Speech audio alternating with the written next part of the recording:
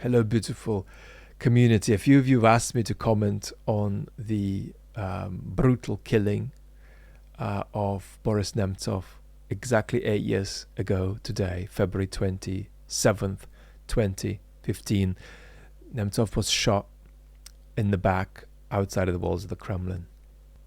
Nemtsov had a wonderful moral charisma. That's a term that Isaiah Berlin coined. And Nemtsov's moral charisma was for me about the fact that his values he held in a kind of really seraphic, unself-conscious way.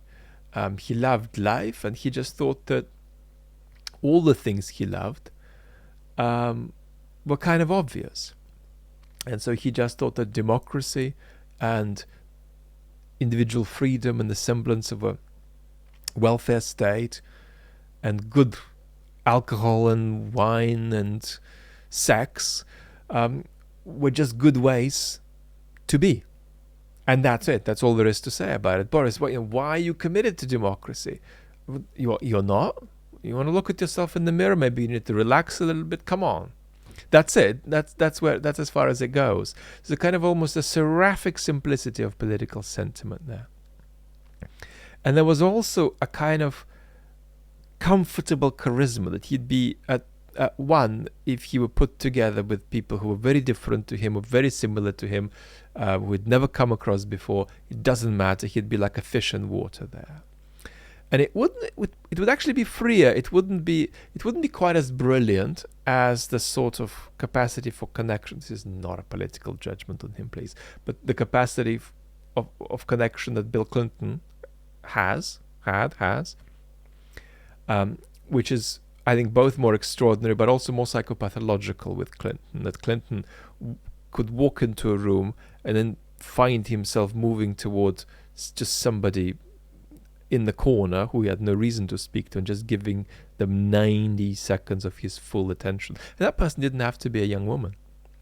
And that's because Clinton fed off that. It gave him energy, and he was almost dependent on that kind of connection.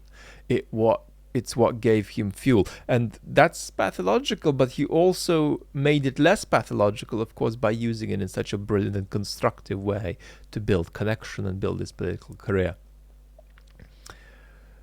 And so where some of these personal qualities landed Nemtsov at the end of the 90s is with a kind of obstructed potential to lead the majority of Russians in a political project that was anti-oligarchic and democratic. He couldn't do it because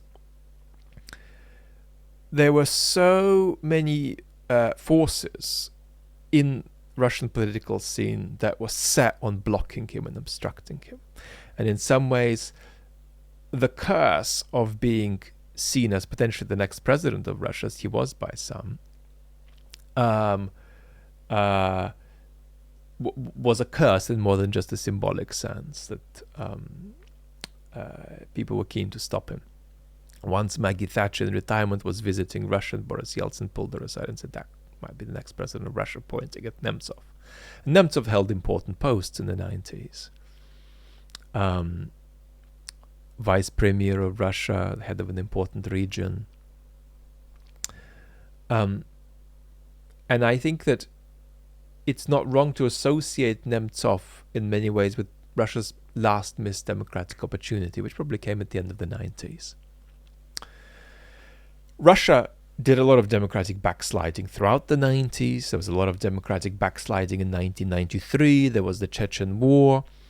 And Russia was coming into that Yeltsin to Putin transition in pretty bad shape with its democratic credentials.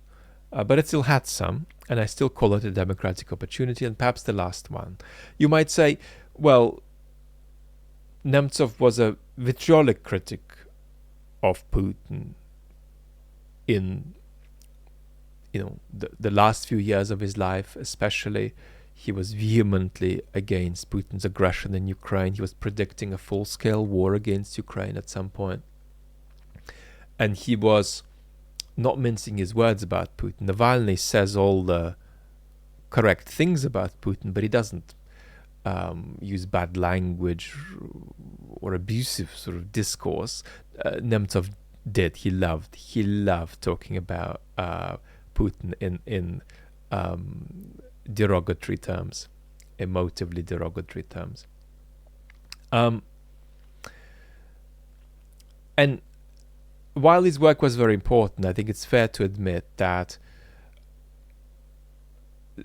Russia didn't have a democratic opportunity during the Bolotnaya protest in 2011. The Putin regime was ready to crush anything that was going to come its way. And I think it's fair to say that Russia didn't really have much of a democratic opportunity with the Medvedev swap-over term, 2008 till 2012, because Medvedev was on a kind of reservation where he was semi-seriously saying some softer stuff, but he couldn't go beyond the reservation, and he was afraid to, and afraid not just for his political career, but now, what we know now, potentially for his life too.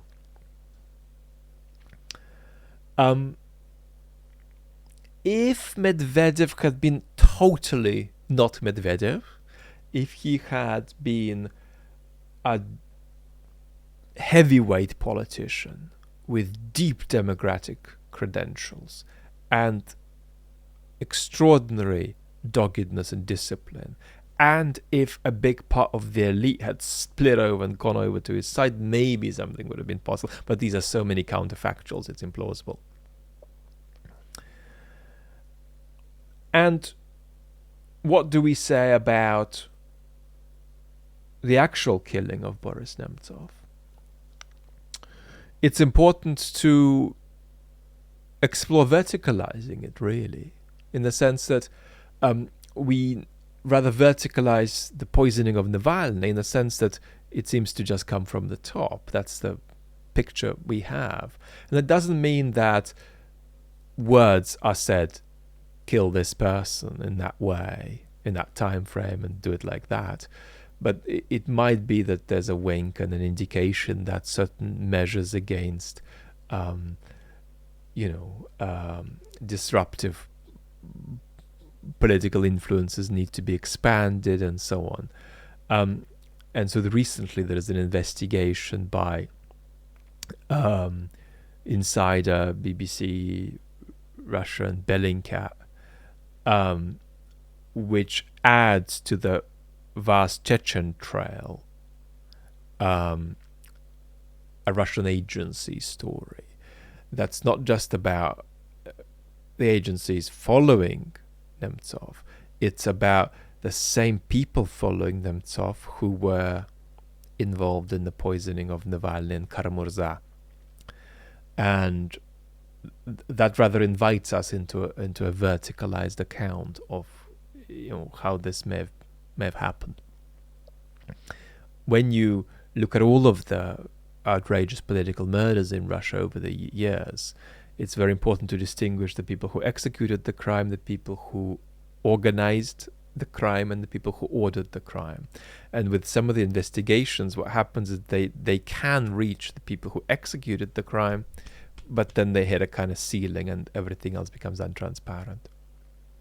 So a very Russian politician, a politician with democratic credentials, and a politician who had potential but was always 2 or 3 steps away from it being possible to realize it, and a politician who very vehemently tussled with the Putin regime until the very end of his life. So that's a little bit about Nemtsov. A few of you have asked me to say a word or two about another interesting Russian figure, Gleb Pavlovsky, who died yesterday. And Gleb Pavlovsky was a dissident in the Soviet period. He was a kind of informational architect of early Putinism, and then he was a vehement critic of Putinism, and actually one of the most lucid commentators on the internal workings of the Putin regime, and arguably, I would say, the most lucid analyst of this business of regime security. To what extent did regime security drive Putin to start the war in Ukraine, whether in 2014 or a full-scale war last year? To what extent did regime security drive Putin to do this? And if so, how does that look like? And a lot of Pavlovsky's analyses were brilliant at this. And so actually, on some level, our lights have gone out, actually, on penetrating analysis of the Putin regime have partly gone out with the death of Gleb Pavlovsky. Thank you so much for being briefly with me. Lots of love and talk soon.